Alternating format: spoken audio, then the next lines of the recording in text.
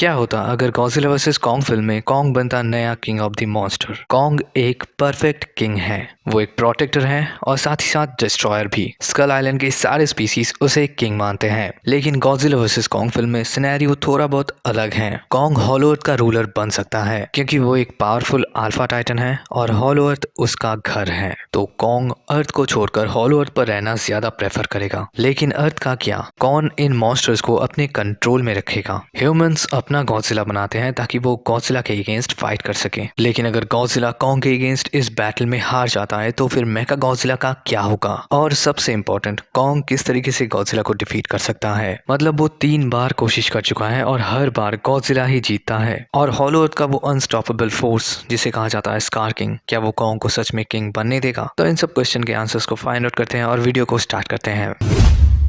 एक टाइम तक सब कुछ सही था। कॉन्ग गॉडजिला के ऊपर अपने बैटल एक्स से अटैक करता है, फिर गॉडजिला बेहोश हो जाता है, लेकिन जब वो उठता है तब कॉन्ग उसके सामने से गायब। कॉन्ग एक क्रेन को तोड़कर एक स्काई स्क्रैपर के ऊपर उठता है जिधर पे गॉडजिला का नजर नहीं जाता। कॉन्ग अभी उस क्रेन को हॉलो अर्थ के गेट के ऊपर थ्रो करता है और इसी से गॉडजिला डिस्ट्रैक्टेड होता है। गॉडजिला को अभी लगता है कि कॉन्ग उसी रास्ते से हॉलो अर्थ की तरफ भाग रहा है और कॉन्ग के लिए यही वो परफेक्ट टाइम था जब उसे गॉडजिला के ऊपर अटैक करना था। कॉन्ग अभी अपने बैटल एक्स को गॉडजिला के स्पाइन के अंदर गाड़ देता है और इससे गॉडजिला का कुछ डोर्सल ब्लेड टूटकर जमीन पर गिरता है। गॉडजिला दर्द से चीख रहा होता है। फिर जब गॉडजिला खुद को संभालने की कोशिश कर रहा होता है तब कॉन्ग अपने फुल फोर्सेस से गॉडजिला को पंच करता है और इससे ये दोनों ही हॉलो अर्थ के उस गड्ढे के अंदर गिर जाते हैं। अभी ये दोनों जब गिर रहे होते हैं तब गॉडजिला अपने क्लॉस से जमीन को पकड़ने की कोशिश करता है, लेकिन रफ्तार बहुत ही तेज होता है। वहीं दूसरी तरफ कॉन्ग बस गिरता रहता है क्योंकि उसे इस चीज का एक्सपीरियंस है। बहुत ही जल्दी ये दोनों वॉर्टेक्स पर पहुंचते हैं जहां से शुरू होता है वो वॉइड। कुछ सेकंड्स के लिए सब कुछ शांत रहता है, फिर शुरू होता है दो तरफा ग्रेविटेशनल फील्ड। इतने ऊंचाई से गिरने की वजह से गॉडजिला का टेम्परेचर बढ़ने लगता है और जब वो कॉन्ग के टेम्पल के ऊपर गिरता है तब वो उसे ऑलमोस्ट डिस्ट्रॉय कर देता है। आखिरकार ये बैटल जहां से शुरू हुआ था खत्म होने के लिए भी वहीं पहुंचता है। कॉन्ग का टेम्पल डिस्ट्रॉय होने के बाद वो ब्लू एनर्जी सिर्फ जमीन पर नहीं रहता। कॉन्ग अभी अपने एक्स को गॉडजिला के स्पाइन से निकाल लेता है और गॉडजिला और भी ज्यादा गुस्सा हो जाता है। गॉडजिला अभी अपने टेल सेक्शन से कॉन्ग के ऊपर अटैक करता है और कॉन्ग गॉडजिला से दूर जाकर गिरता है। गॉडजिला अभी जब अपने डोर्सल ब्लेड को चार्ज करने की कोशिश करता है तब उसके स्पाइन के टूटे हुए डोर्सल ब्लेड से निकलता है ब्लू न्यूक्लियर फ्लेम जो अभी जमीन के ब्लू न्यूक्लियर एनर्जी के साथ मिलकर हवा में फैल जाता है। गॉडजिला कॉन्ग को अटैक करता है और इन दोनों का राउंड 2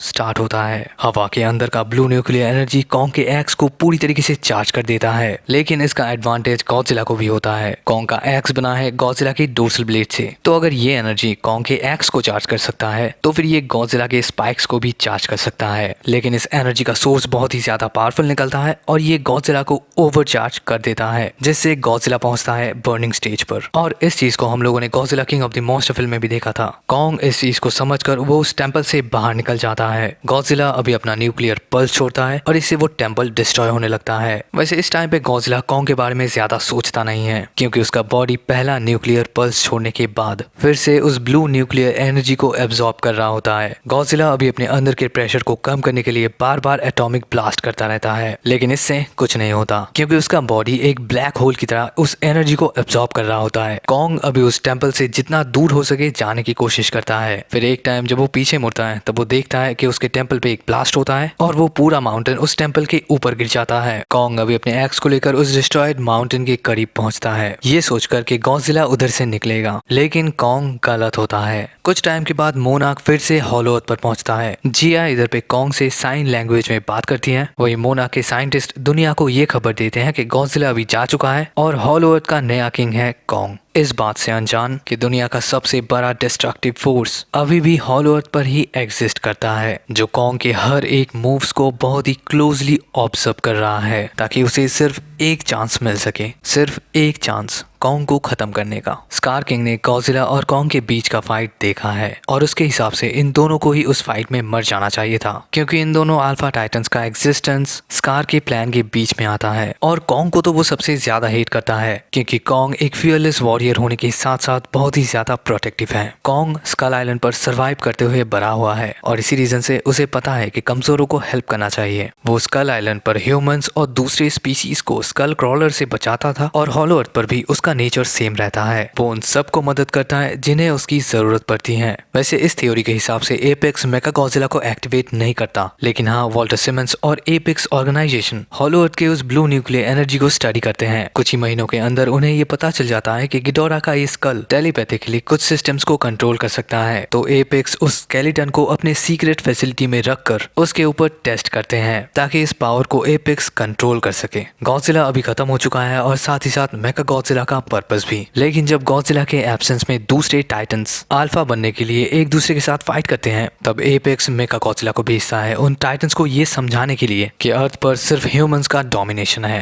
और मेकागॉजिला भी उन टाइटन्स के साथ वही करता है जिस पर्पस से उसे बनाया गया था। और इस इंसिडेंट के बाद एपेक्स और मेकागॉजिला को हर कोई सपोर्ट करता है। कॉन्ग स्कल आइलैंड की तरह हॉलो अर्थ के कुछ इलाकों को अपने कंट्रोल में रखता है और कभी कभी वो अपने एंसेस्टर्स के डिस्ट्रॉयड टेंपल को भी देखने जाता है, क्योंकि यही चीज उसे मेंटली पावरफुल और फियरलेस बनाता है। वहीं दूसरी तरफ हॉलो अर्थ का रेडिएशन और इधर का एटमॉस्फेयर कॉन्ग को और भी ज्यादा फिजिकली स्ट्रॉन्ग बनाता है। वैसे ये सब देखकर स्कार किंग का दिमाग और भी ज्यादा खराब होने लगता है। उसे जल्द से जल्द कॉन्ग को खत्म करना है। दूसरी तरफ वॉल्टर सिमंस भी अपने डॉटर की डेथ को भूलता नहीं है और वो कॉन्ग की इस अच्छी हालत को देखकर और भी ज्यादा गुस्सा हो जाता है। तो एपेक्स कॉन्ग को मारने के लिए मेकागॉजिला को भेजते हैं। हॉलो अर्थ का एक पावरफुल टाइटन है कॉन्ग, लेकिन मेकागॉजिला हॉलो अर्थ से बिलोंग नहीं करता। हीव्स मेकागॉजिला को कॉन्ग तक लीड करता है और जब ये दोनों एक दूसरे के आमने सामने होते हैं तब स्टार्ट होता है इन दोनों का बैटल। मेकागॉजिला और हीव्स कॉन्ग के ऊपर मिसाइल से अटैक करते हैं, लेकिन कॉन्ग अपने बैटल एक्स की मदद से इस अटैक को डॉज करता है। इस बीच मेकागॉजिला कॉन्ग के करीब पहुंच जाता है और वो कॉन्ग को पंच करता है, जिससे कॉन्ग का बैलेंस भी करता है और तभी मेकागॉजिला अपने टेल ब्लेड से कॉन्ग के ऊपर अटैक करता है। कॉन्ग अभी एक हाथ से उस टेल को पकड़ता है और दूसरे हाथ की बैटल एक्स से उस टेल को काट देता है। मेकागॉजिला अभी कॉन्ग को जमीन पर पटकता है और कॉन्ग का वो एक्स उसके हाथ से छूट जाता है। मेकागॉजिला अभी अपने पैर को कॉन्ग के ऊपर रखता है और कॉन्ग दर्द से चीख रहा होता है। एपेक्स कॉन्ग को एक ही झटके में खत्म कर सकता है, लेकिन फिर भी वो इस चीज को एंजॉय कर रहे होते हैं। मेकागॉजिला अभी अपने एटॉमिक ब्लास्ट के लिए रेडी होता है और ठीक इसी टाइम पर लॉटन ड्रैगन और वॉरबैट्स आकर उन हाइव्स को डिस्ट्रॉय कर देते हैं। जो लोग अब तक मेकागॉजिला को कंट्रोल कर रहे थे उनको ये पता ही नहीं चलता कि स्कल क्रॉलर्स मेकागॉजिला के ऊपर उठकर अटैक कर रहे हैं। एनिमल्स हमेशा एक दूसरे का शिकार करते हैं, लेकिन वो उस उम्मीद को बचाने के लिए मेकागॉजिला से भिड़ जाते हैं जो उन्हें स्कार किंग से आजादी दिला सकता है। स्कल क्रॉलर्स, हेलहॉक, एम्यूलुक, वॉर डॉग्स, डॉग्स सब मिलकर मेकागॉजिला को कॉन्ग के ऊपर से हटा देते हैं। मेकागॉजिला भी इन सबको एक एक करके खत्म कर रहा होता है, लेकिन ये सब मॉन्स्टर्स ज़ॉम्बीज की तरह आते ही रहते हैं। और ठीक इसी टाइम पर कॉन्ग मेकागॉजिला के ऊपर चढ़ जाता है